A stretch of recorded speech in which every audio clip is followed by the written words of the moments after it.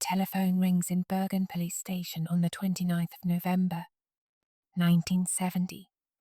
The man on the other end is a professor from the University of Bergen, and he is calling from a payphone near the Isdalen Valley, which the locals call the Ice Valley, a narrow gorge in the mountains above the city, accessible by trail, used occasionally by hikers and almost never by anyone else in the late autumn. He is trying to keep his voice steady. He has found something in the valley. He cannot quite describe it to the officer on the phone except to say that it is a woman, or what remains of a woman, and that she has been there for some time, and that his 2 daughters are with him, and he would very much like the police to come quickly. The officer takes the call seriously. The valley is known, not well known, but known in the particular way that Bergen residents know places they have no reason to visit. It is a place where the city stops and the mountain begins, where the trails narrow and the light changes and the sound of the city recedes entirely. What the professor has found in the Isdalen Valley on this November morning will become the most discussed unsolved case in Norwegian history. The woman he found has no name. 50 years of investigation. Isdalen is a valley in the Oregon mountain range immediately above Bergen, accessible from the south end of the city by a trail that climbs steeply through birch forest before opening into a rocky gorge with a stream running through it.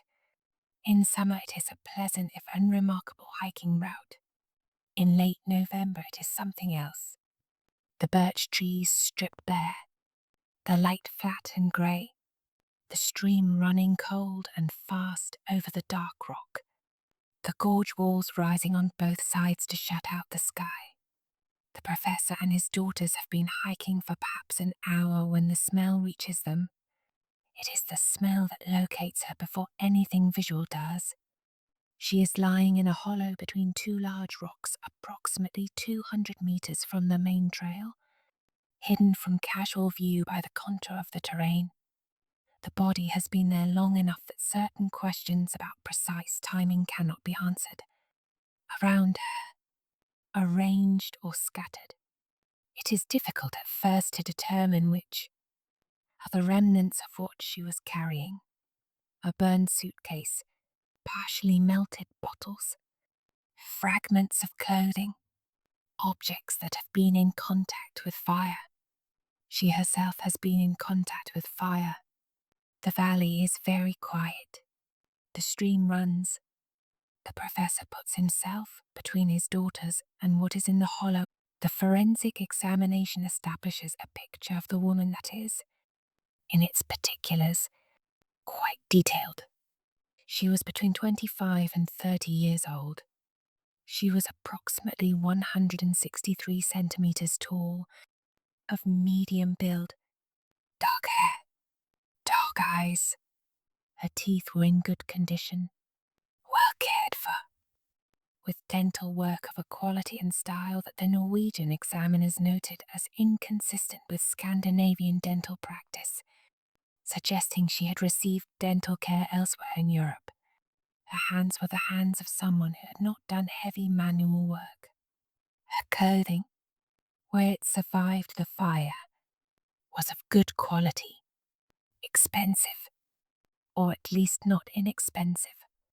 She was well nourished. She had, by any physical measure, been a healthy woman until very recently. The cause of death is established as a combination of phenobarbital poisoning, a sedative, present in her system at a significant concentration, and burns. The burns cover much of her body. The fire was set, or she was placed in fire after she had lost consciousness but before she died. The burn pattern and the carbon monoxide in her lungs established this sequence. She was unconscious when the fire reached her, and she died from a combination of the drug and the fire together. She was lying on her back. Her arms were The first and most important question the Bergen police ask is, who is she? The answer begins to complicate itself immediately. There is no identification on the body or among the items near it. The items themselves are remarkable. The suitcase has been burned but not entirely destroyed, and among its contents are bottles of liqueur, sleeping pills, and personal effects. But no documents, no passport, no identity papers of any kind. In 1970, a foreign national travelling in Norway was required to register at their hotel with their passport. The Bergen police begin checking hotels. They find her. She stayed at 2 hotels in Bergen in the days before her death, registering under different names at each. The names do not match. The passports she showed are not in her possession. When investigators contact the countries that issued the passports she gave, Belgium in one case, they believe no record can be found of the person named. The passport numbers check out as real passport numbers, but the identities associated with them in the Bergen hotel registers do not appear to correspond to real people, or to real people who were in Norway at that time. She was travelling with identity documents that were either forged or borrowed or both, under names that were not her own. She had been doing this, the investigation would discover, before her body was found in Isdalen. The Bergen railway station left luggage office had been holding 2 suitcases for several days. No one had come to collect them. Under Norwegian law, uncollected left luggage is held for a period and then subject to inspection. The police, once the Isdalen investigation begins, connect the suitcases to the dead woman and open them. What they find inside becomes the clearest picture of who she was and how she lived, and also the clearest demonstration of how systematically she had worked to conceal herself. The suitcases contain clothing, good quality, varied, suitable for travel in different climates. They contain toiletries, again of good quality. They contain a quantity of cash in multiple currencies, and they contain items from which the identifying labels have been removed. Every single item of clothing in the suitcases has had its label cut out. The care labels, the manufacturer labels, the size labels, all of them gone. Whoever packed these suitcases did so with a deliberate intention that the contents could not be traced to a country of origin, a manufacturer, a shop. The boots have had their inner soles removed. Inner soles sometimes bear the name of the shop that sold them. She had thought of everything, or nearly everything. Someone had taught her to think of everything, or she had learned it. The investigation circulates photographs. This is the standard procedure. The woman was seen by hotel staff, by other guests, by people on trains and in restaurants. Bergen is not a large city. The photographs, formal police photographs taken after her death, are difficult to use for this purpose, for the reason that her face had been partially burned. But a reconstruction is made, and witnesses are found, and from these interviews a picture of her movements in the weeks before her death begins to take shape. She had been in Bergen before, not for the first time. Hotel records, cross-referenced against guest registers from other Norwegian cities, show her checking in under various names across a period of at least a year. Oslo, Bergen, Stavanger, Trondheim, always alone, always paying cash, always leaving without establishing any significant contact with other guests or local residents. She spoke several languages. Multiple witnesses independently confirm this: German, French, English, and perhaps Italian. In a restaurant in Bergen, she was observed having dinner alone, reading, ordering in what the waiter described as very good French. Another witness saw her at the Bergen railway station arguing with a man, in what language the witness could not determine, and then the man left and she sat alone on a bench for a long time. The man at the Bergen railway station is one of the most persistently discussed elements of the Isdal woman case, because he is the only known instance of her being observed in direct contact with another person during her time in Norway, and because the witness who saw them together was not close enough to hear what they said or to provide a reliable description. The witness, a traveller waiting for a different train, described a man of perhaps 40, medium height, ordinary appearance, unremarkable in every way except that he appeared to be speaking with some intensity to a woman who was not responding with equivalent intensity. She was, the witness said, very still. She listened to what the man said, and her face did not change very much. Then the man left. He walked away through the station concourse and was gone. The woman sat down on a bench, and the witness, whose train arrived at that point, did not observe what she did next. This encounter cannot be dated precisely. The witness came forward some weeks after the body was found, and their recollection of the exact day was uncertain. It may have occurred days before the death or as much as 2 weeks before. The man has never been identified. His connection to the woman, if any, between October and November of 1970.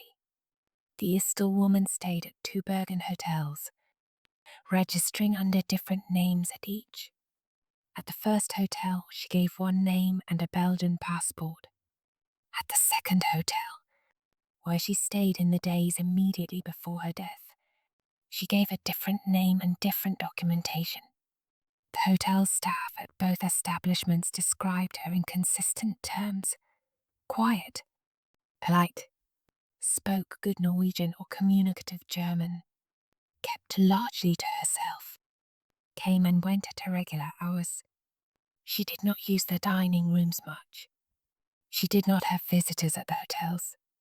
She received no telephone calls at the front desk that the staff could recall.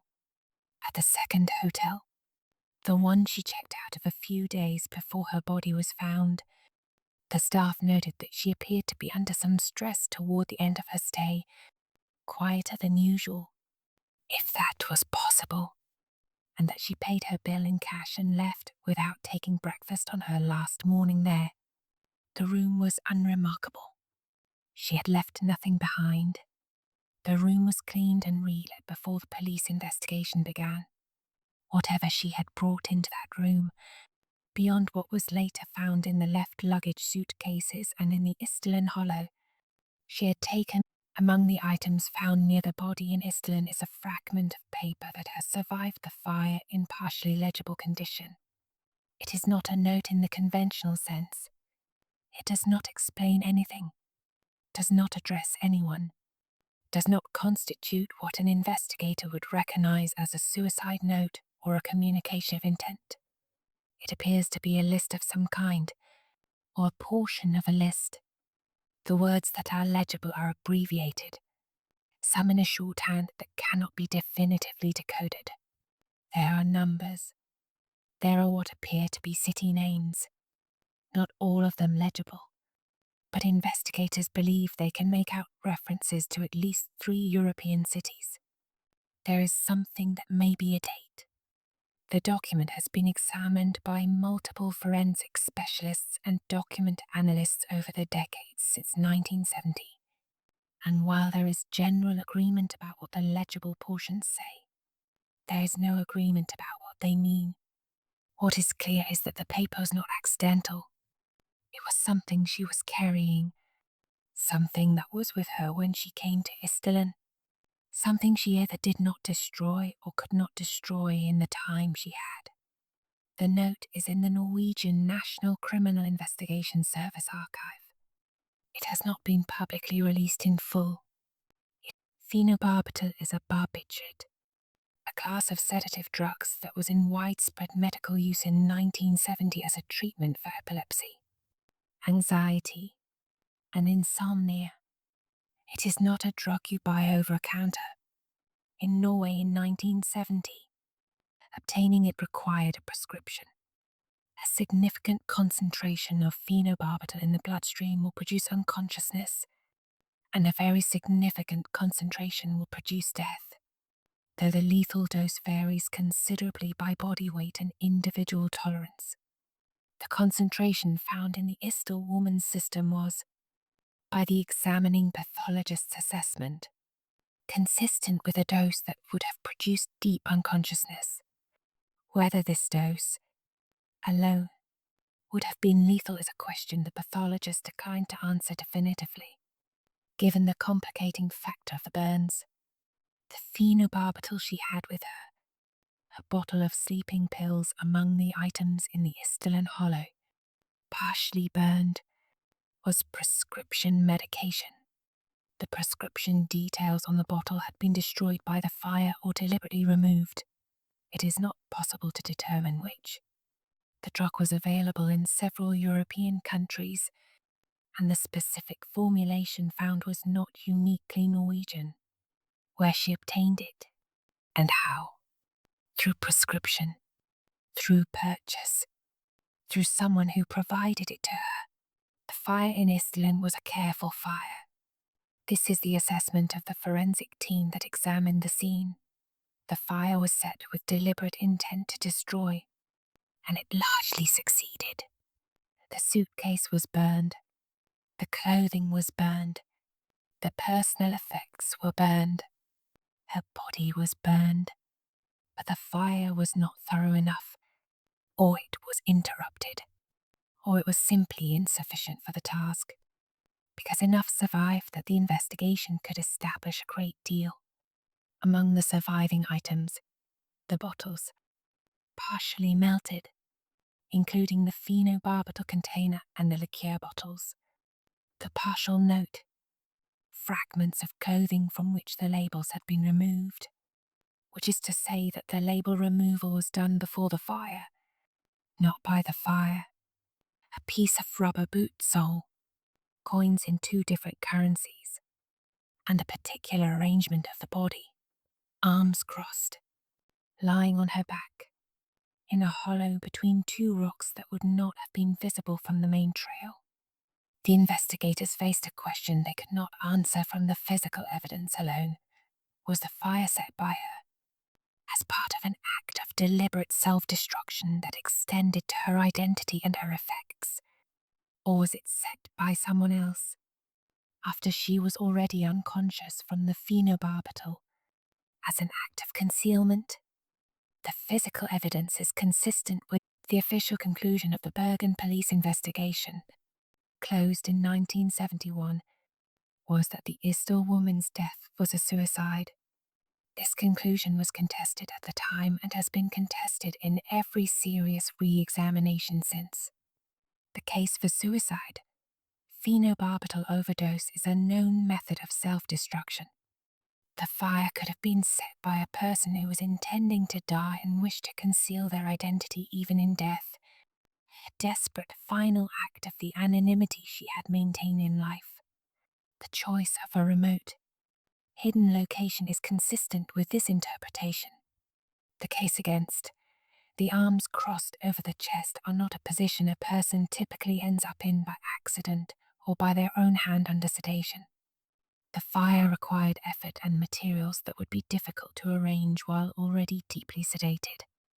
And above all, the systematic destruction of her identity, begun long before the final day, evident in the suitcases and the false passports, suggests a life lived in concealment that was imposed by circumstance rather than chosen in a final hour.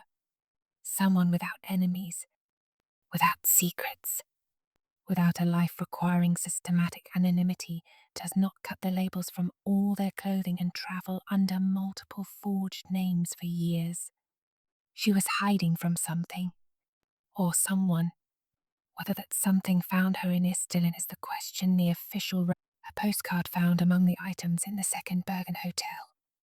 Not in her room, but in the hotel's outgoing mail tray, either placed there by her before her last departure or at some other point during her stay, is addressed to a name and an address that investigators were unable to fully trace.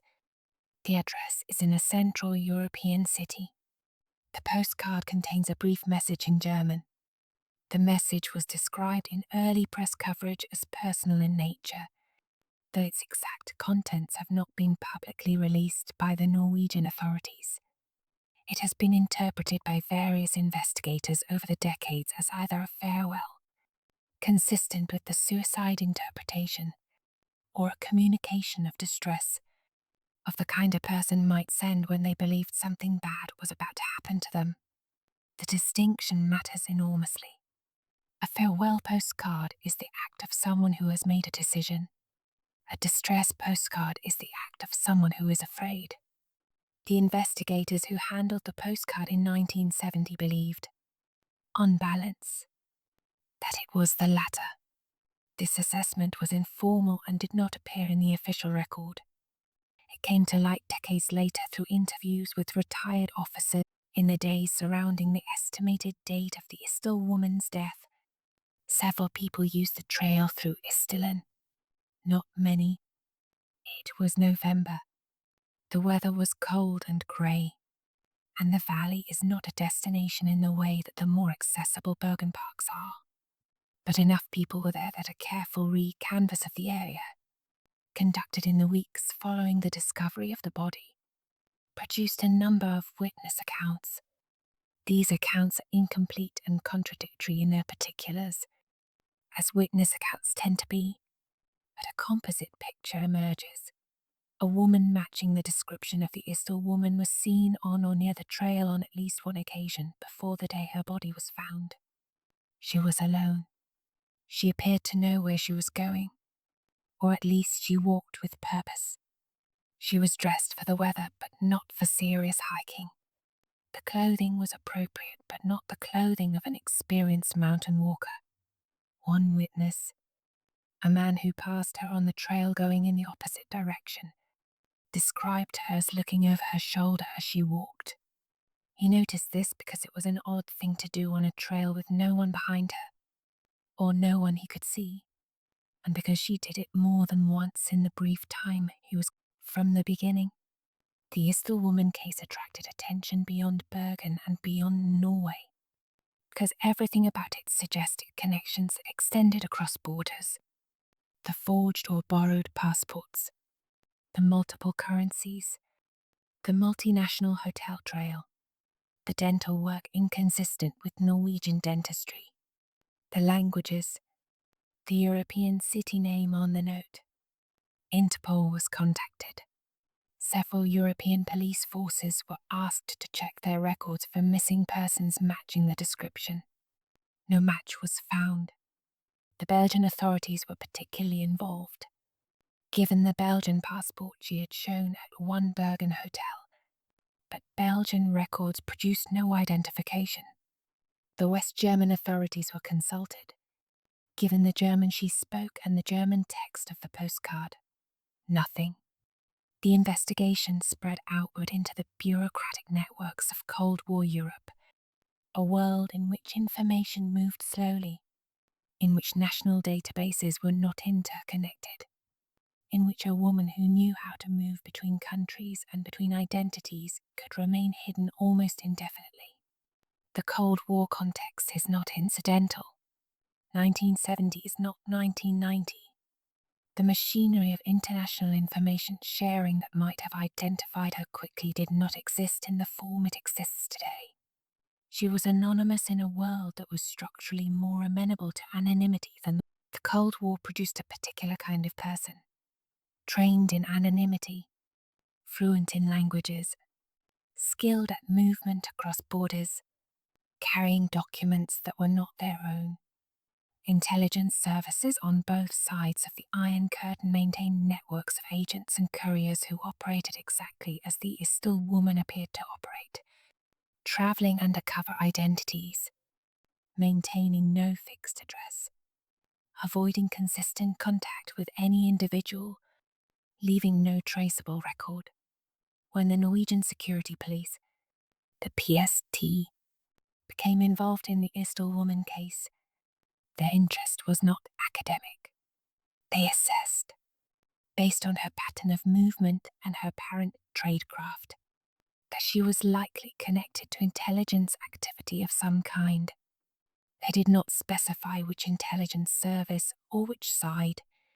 They noted that the Tradecraft was consistent with training rather than improvisation, the label removal, the multiple identities, the cache, the pattern of hotel registrations, and that someone had either taught her these methods or she had learned them through years of professional practice. The PST's involvement in the case was not publicly disclosed at the time. It came to light through freedom of information requests made decades later. What conclusions they reached, and what information they had access to that the Bergen police did not, has never the Bergen police commissioned a reconstruction of the Isdal woman's face. This was standard procedure for an unidentified deceased, but it was complicated in this case by the extent of the burns. The reconstruction was made, circulated, and produced a number of responses from members of the public, people who believed they recognized the woman from a restaurant, a hotel lobby, a train compartment. These identifications could not be verified, and none of them led to an identity. The reconstruction was a reasonable approximation. The forensic artists believed, but it was the reconstruction of a dead woman's face from damaged material, and the degree of confidence anyone could place in it was necessarily limited.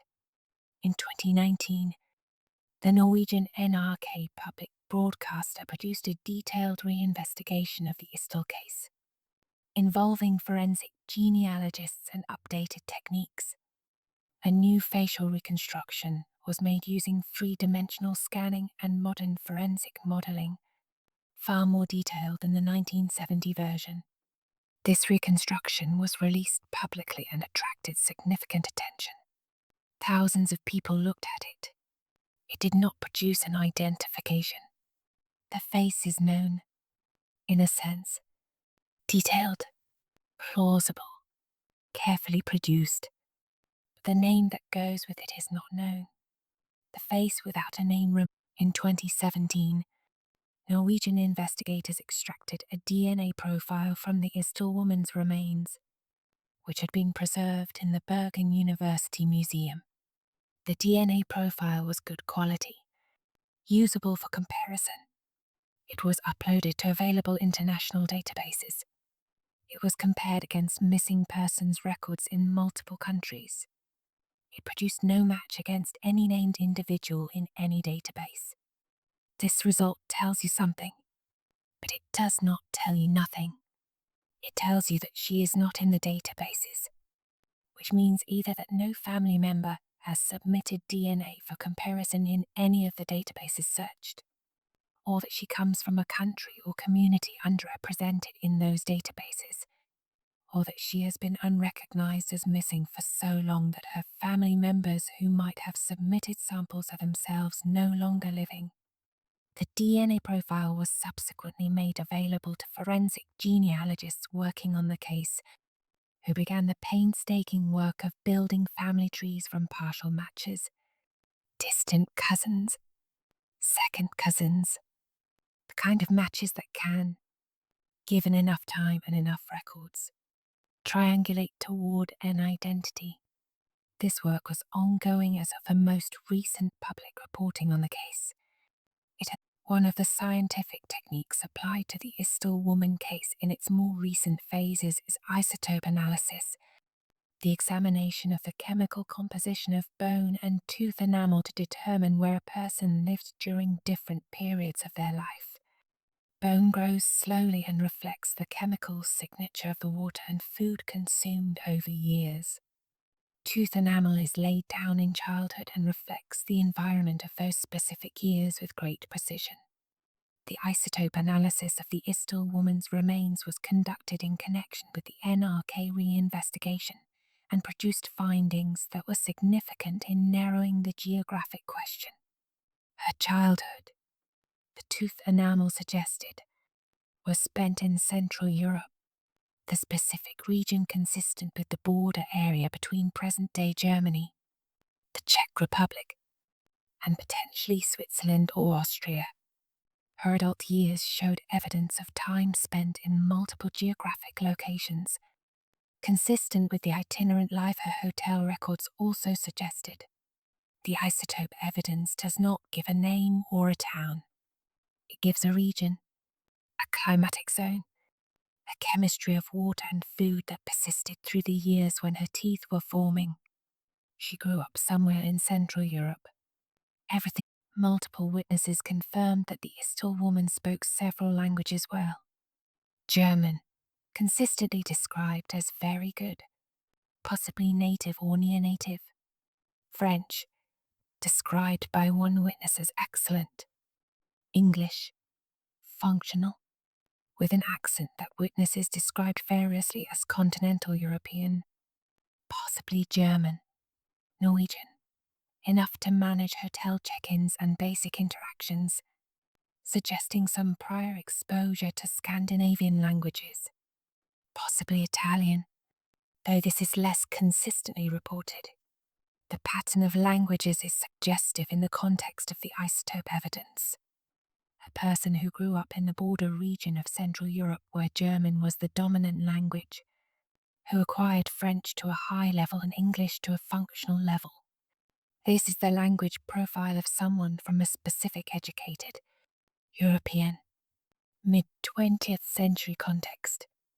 It is also the language profile of someone who had professional reasons to acquire multiple languages, a diplomat, an academic, a journalist, a spy. The languages she spoke are a clue that points in a direction without arriving at a destination. They describe a kind of person, a kind of life, a kind of trajectory, but not a name, not a country of origin. Among the items found in the Isdalen hollow, partially burned but partially legible, were coins in at least 2 different currencies. The denominations and their condition made precise identification difficult in some cases. What the investigators could establish, there were Norwegian coins, consistent with her having exchanged currency during her stay in Norway. There were also coins in another currency, identified by several examiners as likely Belgian francs, though the condition of the coins made absolute certainty impossible. The presence of Belgian francs is consistent with the Belgian passport she showed at one hotel and with the Central European trajectory suggested by the isotope and language evidence. Belgium is geographically adjacent to the French-German cultural border, and Brussels in 1970 was a significant hub of European institutional life, intelligence activity, and international commerce. Whether the Belgian francs mean she was Belgian, had recently been in Belgium, used Belgium as a base, or simply carried Belgian currency for the reasons she carried multiple currencies, operational flexibility, the ability to pay in multiple places without requiring exchange, cannot be determined.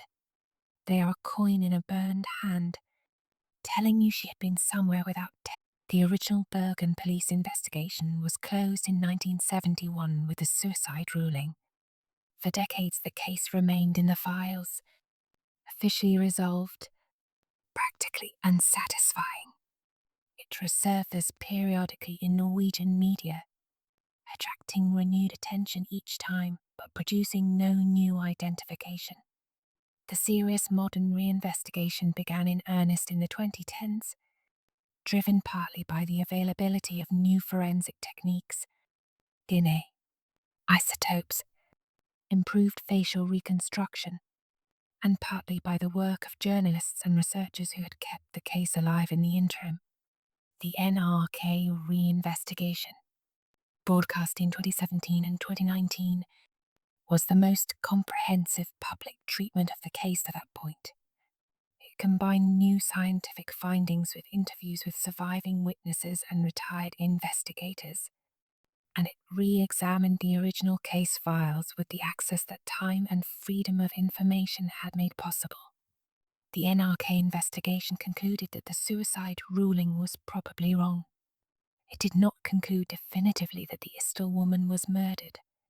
but it presented the evidence for external involvement as more compelling than the evidence for self-destruction. It called for the case to be officially reopened. The Norwegian authorities subsequently announced a renewed investigation. The renewed investigation has not yet proved the theory that the Isdal woman was an intelligence operative, a spy, a courier, an agent of some Cold War service, has been the dominant framework for understanding the case since the PST's involvement became known. It fits the available evidence well. The Tradecraft, the multiple identities, the languages, the pattern of movement through European cities, the cash, the absence of any fixed life. Bergen in 1970 was not a neutral or insignificant location. Norway was a NATO member. The Norwegian coast and fjords were of significant strategic interest to both NATO and the Soviet Union, and Bergen was a major port with naval significance. A foreign intelligence operative moving through Norwegian cities in that context would not be unusual. What the spy theory does not explain cleanly is the manner of death. Intelligence services do not typically allow their operatives to be found dead in mountain valleys with burnt identity documents. If she was an operative who was killed by her own service to prevent her capture or disclosure, a cold calculation, the question is why the body was left in a location where it would eventually be found. A better concealment was available. The Isdalen is a strange place to die. It is not inaccessible. The trail is walkable by anyone in reasonable health, and the hollow where she was found is perhaps 200 meters from it. But it is hidden, in the sense that the hollow is not visible from the trail, and in November the trees and the contour of the land provide concealment that summer would not. She knew where she was going, or she was taken there by someone who knew. The geography of the death site matters because it is one of the few pieces of evidence that allows you to infer intentionality with some confidence. This specific hollow, off a specific trail, in a valley not frequently visited, this was chosen. It was not stumbled upon. Someone, or someone with her, or someone who brought her there, knew this location and selected it. If she chose it herself, as a place to die in privacy, it implies prior knowledge of the valley that the hotel records and the short duration of her final Bergen stay do not easily explain. If someone else chose it, they chose a place unlikely to be discovered quickly, unlikely to produce witnesses, and accessible enough to reach without difficulty, but not so accessible as to attract casual visitors in November. Is, by any measure, a gap between the Isdal woman's final hotel checkout and the discovery of her body. There is a period of several days that is not accounted for in the documentary record. The hotel checkout can be approximately dated. The death can be approximately dated, within a range of several days, from the pathological evidence. Between those 2 points is a gap, perhaps 3 days, perhaps 5, in which she was somewhere, doing something, and no record of it has been found. She did not check into another hotel under any name that investigators were able to trace. She did not use her credit cards. She did not appear to have credit cards. She did not, apparently, make contact with anyone who came forward as a witness. She was in Bergen or its surroundings, presumably because her body was found there. But she was also effectively invisible during this period in a way that was consistent with her entire existence in Norway, a person without a fixed address, paying cash, moving quietly. The missing days are not necessarily sinister.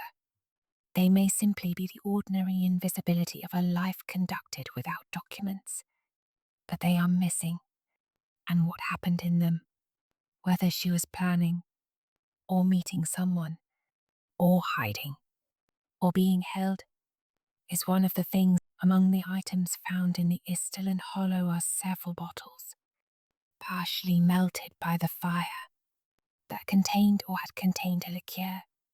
The specific product was identified, or believed to be identified, by the fragments that survived. It was a type of European fruit liqueur available in several countries. The bottles are significant in the context of the phenobarbital. Alcohol and barbiturates together produce a synergistic effect that can be lethal at doses that would not be lethal individually. If she drank the liqueur and took the phenobarbital together, or if someone administered both to her, the combination would have been highly effective as a sedative or as a means of causing death. The forensic examination of stomach contents confirmed the presence of alcohol. The question of whether she drank willingly, as part of a ritual of self-destruction, or whether the alcohol was administered to her, either willingly by her to dull the anticipation, or by someone else to speed the phenobarbital's effect, is a question the stomach contents cannot answer. It is consistent with either the suicide or the homicide theory. She drank. She took phenobarbital. She lost consciousness. The fire came after. The sequence is established. The boots are a small thing, and perhaps nothing, and investigators have spent time on them anyway because in a case with very little physical evidence, every object that survived the fire becomes significant. Her boots were found partially burned near the body. The inner soles, as noted, had been removed, as with all her clothing, in the interest of preventing the boots from being traced to a specific shop. The boots themselves were of a style and quality consistent with the rest of her clothing. Good, practical, European. A specialist consulted during the reinvestigation looked at the surviving fragments and offered an opinion about the likely country of manufacture. The leather, the construction method, the stitching pattern all pointing, in their view, toward a Central European manufacturer, consistent with the isotope evidence and the language evidence and the general direction everything in this case points. But the inner soles are gone. The most specific identifying information is gone. The boots remain boots. They can tell you something about where she lived and what she could afford. Forensic genealogy. The use of consumer DNA databases and family tree research to identify unidentified individuals from their genetic material has produced identifications in cold cases that were previously thought unsolvable. The technique works by finding partial DNA matches in databases, identifying living relatives of those matches, building family trees backward and forward through records research, and eventually triangulating to the identity of the unknown individual. It requires patience, access to records, and a sufficient density of DNA in the available databases to find useful matches. The technique has been applied to the Isdal woman case.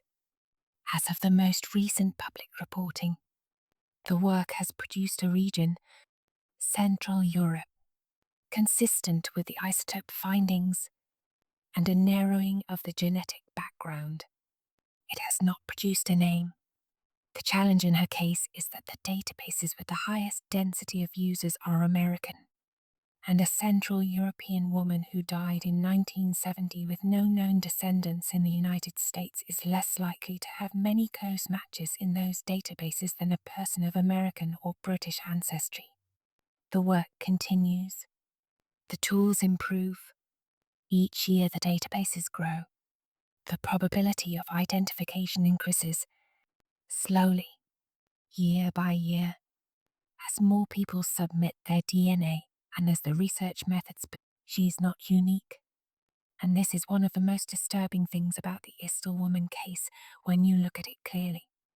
In the 1960s and 70s, several unidentified women were found dead under circumstances that share significant features with the Isdalen death: apparent false identities, multilingual, evidence of travel across European borders, connections suggested but not established to intelligence activity. The overlap between these cases has been noted by investigators and researchers, without producing any definitive conclusion about whether they are related. The Cold War produced casualties that were never officially acknowledged, people who worked in the shadow economies of intelligence and died in circumstances their employers could not publicly account for. Some of them were found. Some of them were found with their identities destroyed. Some of them are still in archives under reference numbers rather than names, waiting for a technique or a database or a family member's submission that will close the gap between what is known about them and who they actually were. The Isdal woman is one of these. Whether she was one of many in a pattern, or singular in a case that merely resembles a pattern, is a question the evidence. Bergen is a city that understands rain. It is among the rainiest cities in Europe, situated at the mouth of several fjords with mountains on three sides that catch the Atlantic weather systems coming in from the west and hold them. In November, the rain is not dramatic. It is persistent, low, grey, a constant presence that the residents accommodate with a particular equanimity that visitors sometimes mistake for melancholy. The city is beautiful in November in the way that northern European cities in late autumn are beautiful. The colours reduced, the lights soft and indirect, the streets wet and reflective. The mountains above the city are where the weather comes from. Isdalen is in those mountains. When the professor and his daughters walked up the trail on the 29th, the weather was the ordinary Bergen November weather. Grey, damp, cool. The valley was the valley it always is, enclosed, quiet, the stream running, the birch trees bare. Whatever had happened there had happened quietly and was over, and the valley had gone back to being a valley.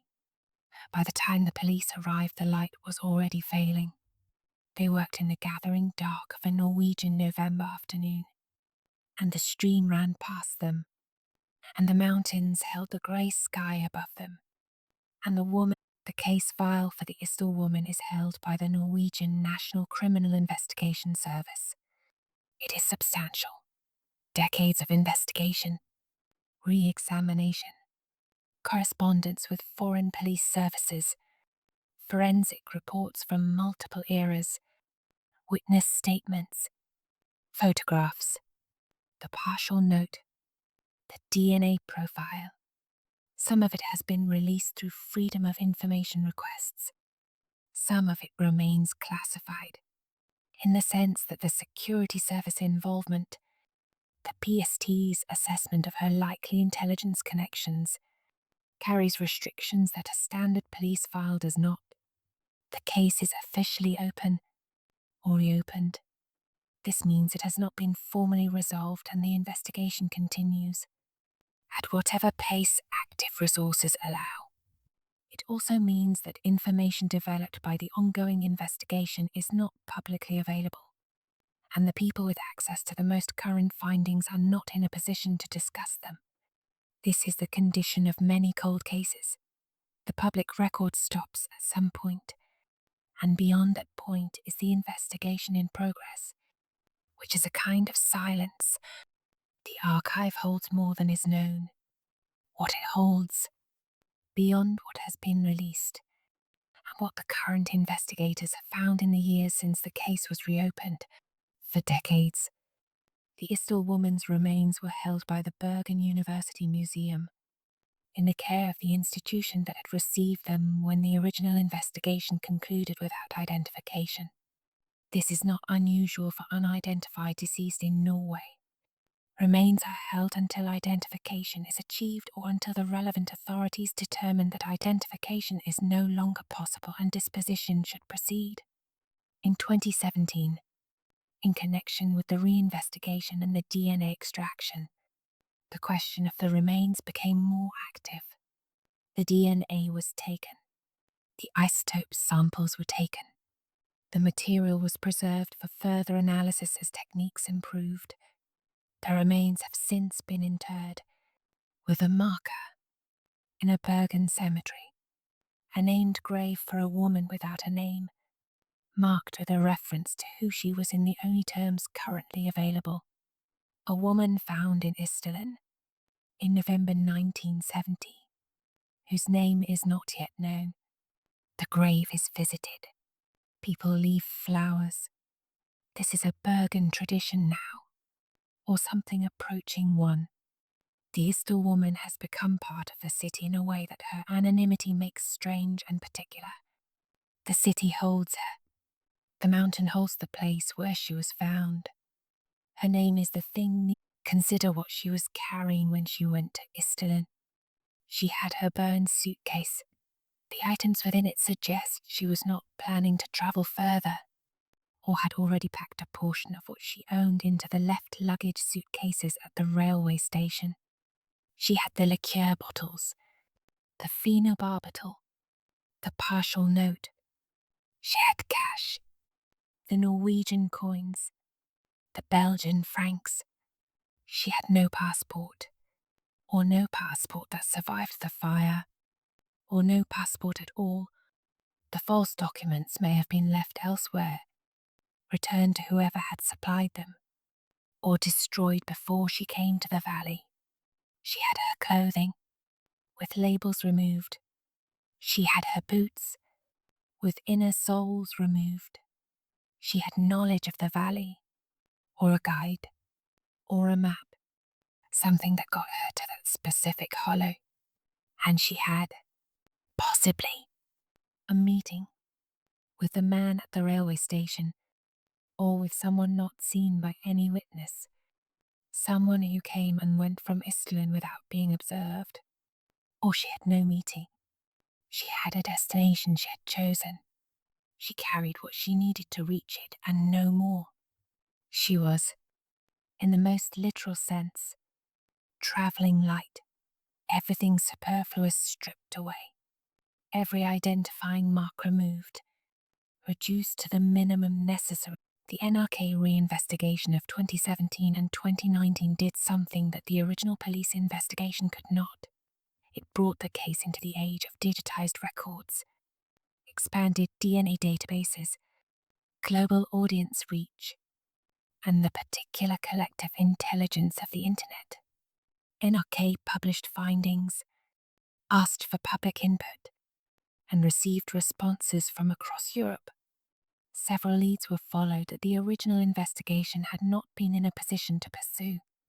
The isotope findings were new. The facial reconstruction was new. The confirmed involvement of the PST was new. None of these new findings produced an identification, but they substantially narrowed the territory. The reinvestigation also changed the official position on the case. The Norwegian Criminal Cases Review Commission agreed to review it, and the subsequent reopening by the National Criminal Investigation Service meant that the case moved from an archived verdict to an active investigation.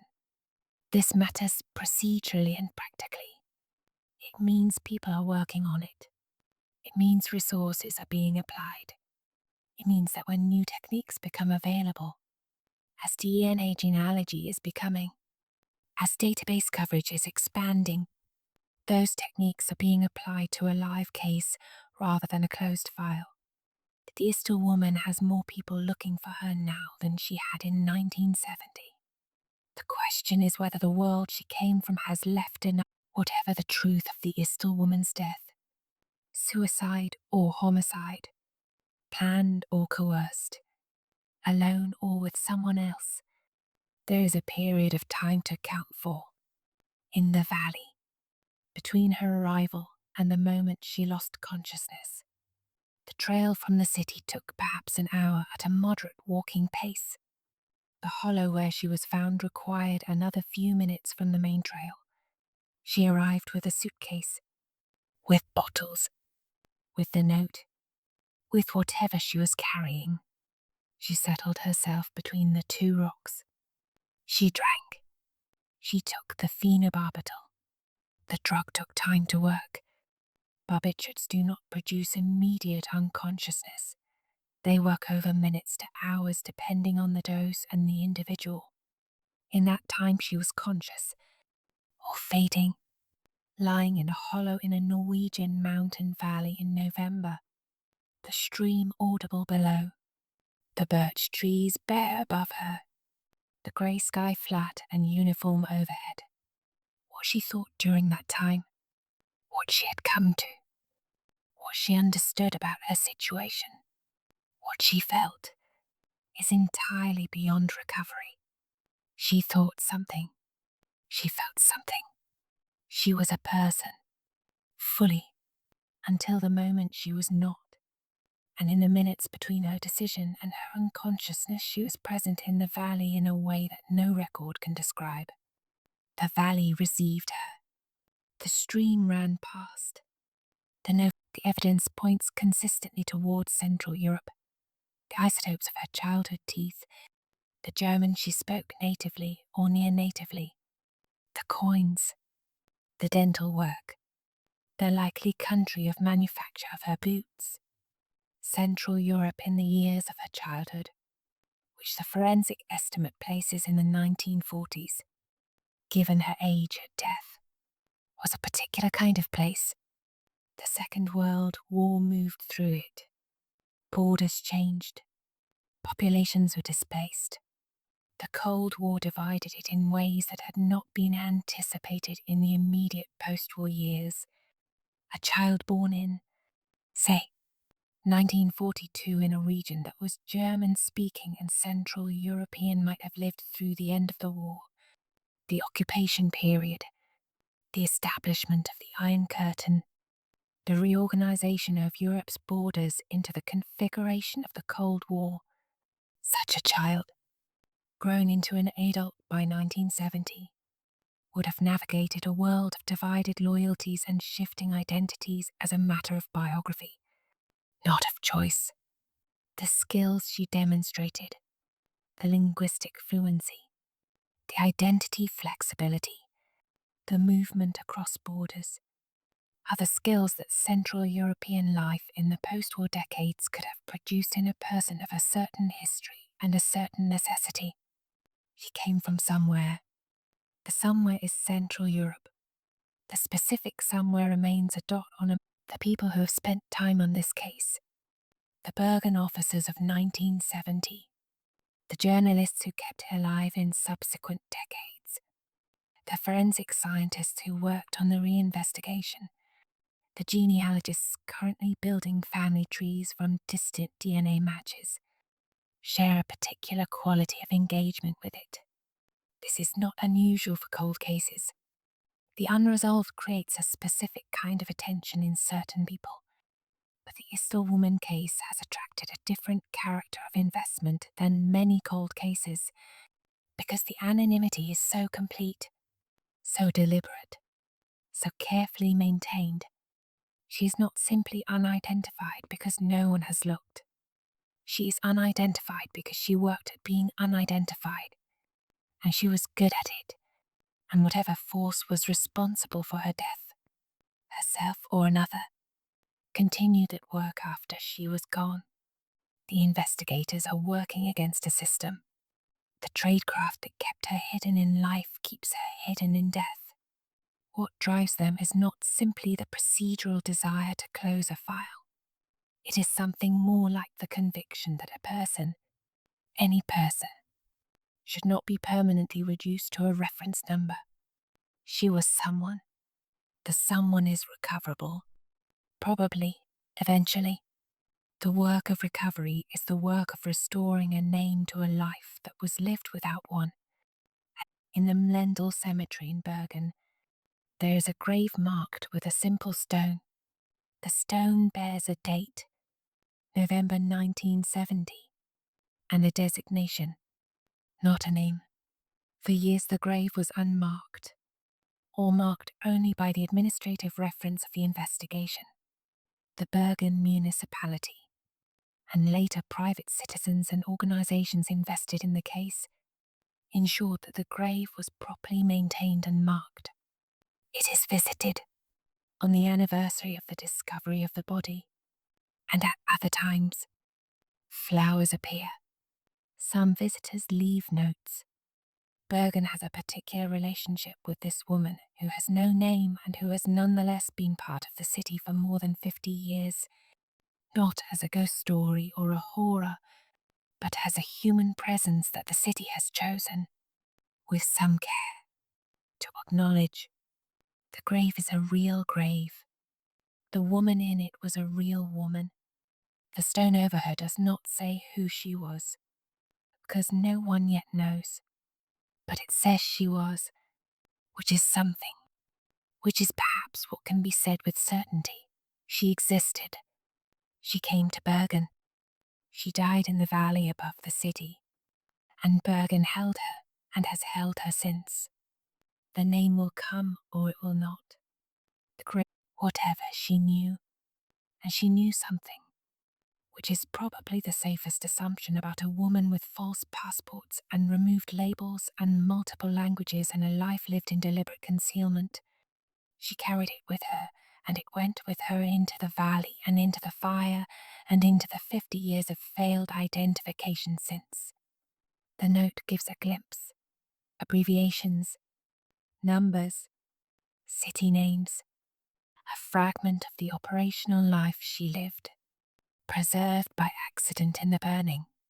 What the note says in full, what the city names mean, what the numbers refer to, this is in the archive. Whether investigators have decoded it, whether they know what she knew and are simply not disclosing it, or whether the note remains genuinely unintelligible, is not public. She knew things. Knowing things, in the context she appears to have operated in, was both her function and her vulnerability. People in that world were valuable while their knowledge was current and dangerous when they became liabilities. Whether she became a liability to herself through the burden of what she knew, or to someone else through the risk that she might disclose it, is the question the note might answer. If the note were fully readable, and if the archive were fully open, and if the decades between 1970 and now had not consumed some of the context that would make Norway kept the case, this matters more than it might seem. In the years immediately following 1970, there were pressures, institutional, political, procedural, toward closure. The suicide ruling was the path of least resistance. The woman was dead. Her identity was unknown. The investigation had found no evidence of another party. Closing the case as a suicide resolved it administratively and allowed the file to move from active to archived. Norway kept the file, and the file held evidence that later techniques would find useful. The DNA, extracted half a century after the death, was viable because the remains had been preserved with sufficient care. The isotope samples were viable for the same reason. The partial note was in the archive. The original case photographs were in the archive. The witness statements were in the archive. This is not nothing. Archives fail. Evidence is lost. Cases close and records are destroyed. The Isdal woman case was not destroyed. It was preserved, imperfectly and incompletely, but sufficiently. And that preservation is what made the reinvestigation possible and makes the current investigation possible.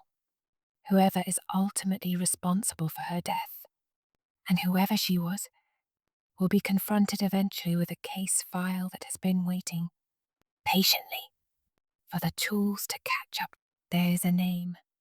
This is the hardest thing to hold in mind while going through the evidence and the theories and the decades of investigation. There is a name.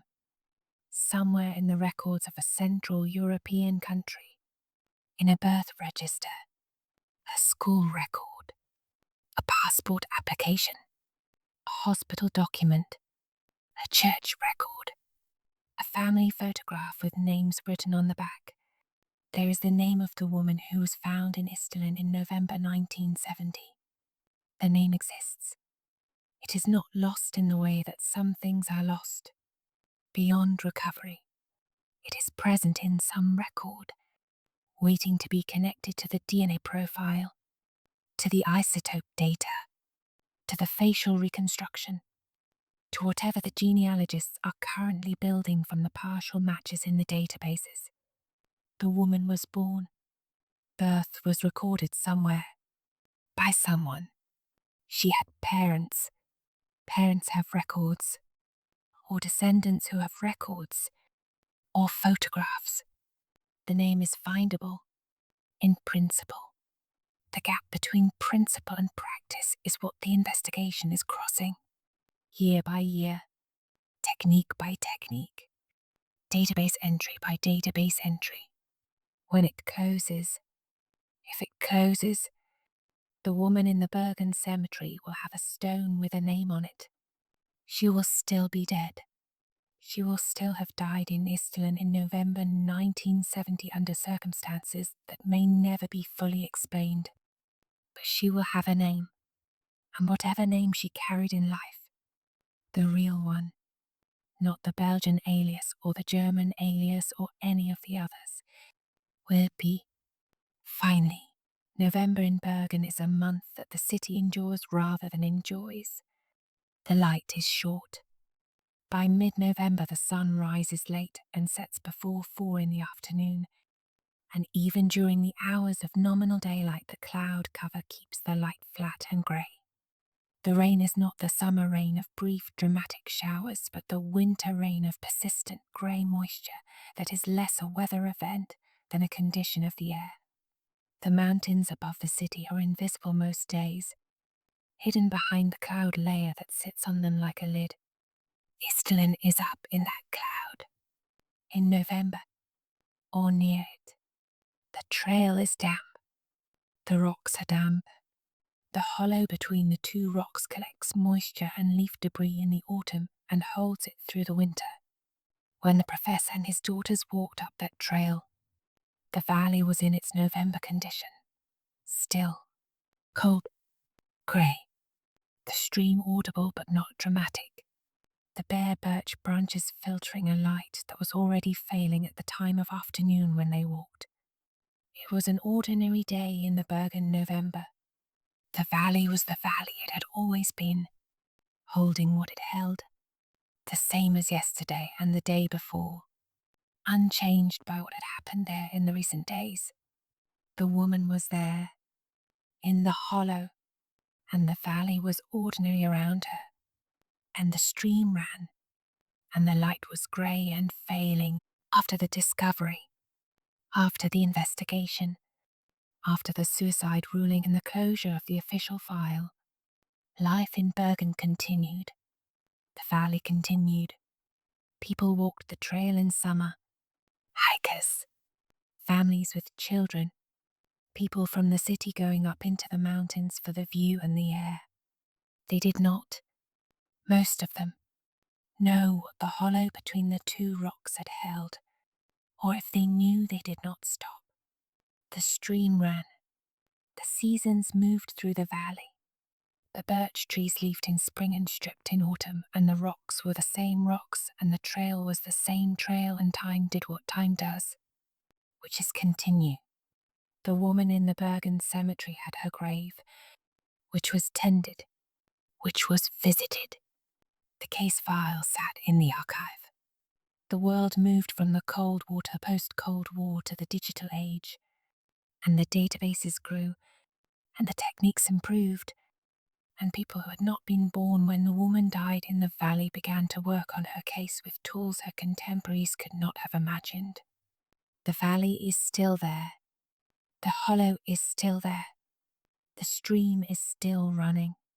The grave is still in the Mlendal cemetery with its stone and its date and its absence of a name.